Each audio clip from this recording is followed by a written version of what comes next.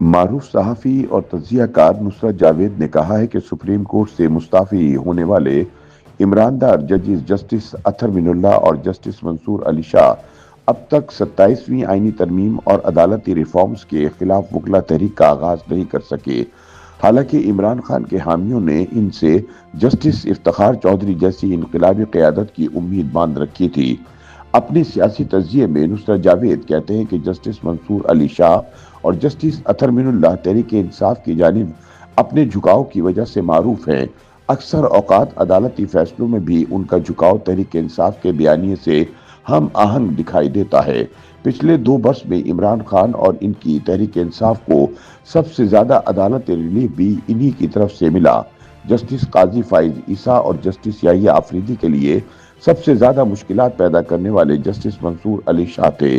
اسی پس منظر کی وجہ سے عمران کے حامیوں کو یہ توقع تھی کہ 27ویں ترمیم کے خلاف استعفے دینے کے بعد جسٹس منصور اور جسٹس اطہر سابق چیف جسٹس افتخار چودھری کی طرح وکلا تحریک کا آغاز کریں گے۔ تاہم بظاہر ایسا لگتا ہے کہ ان کے استعفوں کے ساتھ لکھے گئے خطوط پر آنے والے سخت ترین حکومتی رد عمل نے دونوں ججز کو دفاعی پوزیشن میں دھکیل دیا ہے۔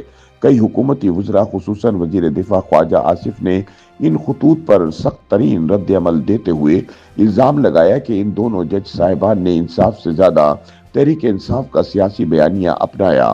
انہوں نے کہا کہ یہ دونوں ججز عدالتی منصب پر بیٹھ کر ایک مخصوص سیاسی جماعت کا ایجنڈا آگے بڑھاتے رہے۔ اس تلخ حکومتی رد عمل کے بعد بعض حلقوں کا خیال ہے کہ دونوں جج حضرات نے سڑکوں پر نکلنے یا کسی مزاحمتی تحریک کا آغاز کرنے کا اپنا منصوبہ مؤخر کر دیا ہے۔ جاوید چودھری کے مطابق متوسط طبقے میں موجود وہ حلقے جو سیاسی تبدیلی کے خواہاں ہیں، 27ویں ترمیم کے بعد پیدا ہوئی صورتحال کو 2007 کی عدلیہ بحالی تحریک کے تناظر میں دیکھ رہے تھے۔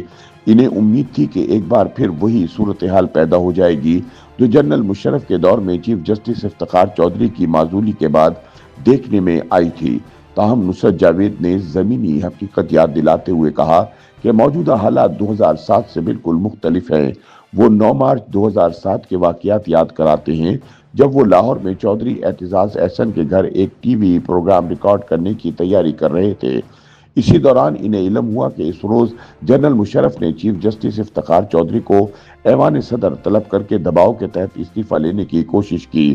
ٹی وی سکرینز پر جاری ہونے والی سرکاری تصاویر میں اقتدار کی رعونت اور چیف جسٹس کی تذلیل نمایاں تھی۔ اس دن کے واقعات ایک ایسی عوامی تحریک آغاز کا سبب بنے جس نے جلد ہی ملک گیر شکل اختیار کر لی اور بالآخر جنرل مشرف کے زوال میں بھی بنیادی کردار ادا کیا۔ یہ اور بات کہ مشرف کے زوال میں ان کے ISI chief lieutenant general Ashfaq Pervez Kayani نے بھی برابر کا حصہ ڈالا۔ نصرت جاوید کا کہنا ہے کہ 2007 کی تحریک ایسے حالات میں اٹھی تھی جب ایک فوجی آمر نے طاقت کے بیجا استعمال کے ذریعے عدلیہ کو جھکانے کی کوشش کی تھی، مگر آج کا منظرنامہ اس سے یکسر مختلف ہے۔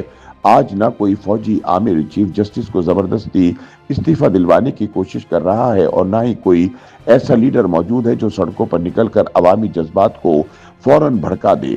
27ویں ترمیم پارلیمان نے منظور کی جس کی چند شقوں نے منصور شاہ اور بندیال جیسے جج صاحبان کو یہ سوچنے پر مجبور کیا کہ شاید عدلیہ کی آزادی متاثر ہو رہی ہے، لیکن اس کے باوجود حالات اس نوعیت کے نہیں کہ انہیں 2007 کے واقعات سے مماثل قرار دیا جائے۔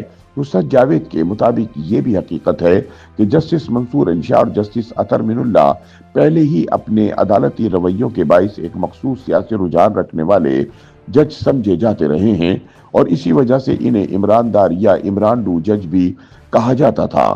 ان کے ناقدین برسوں سے الزام لگاتے ہیں کہ انہوں نے کالے گاؤن میں رہتے ہوئے ایسے فیصلے کیے جن کا فائدہ تحریک انصاف اور عمران خان کو پہنچا۔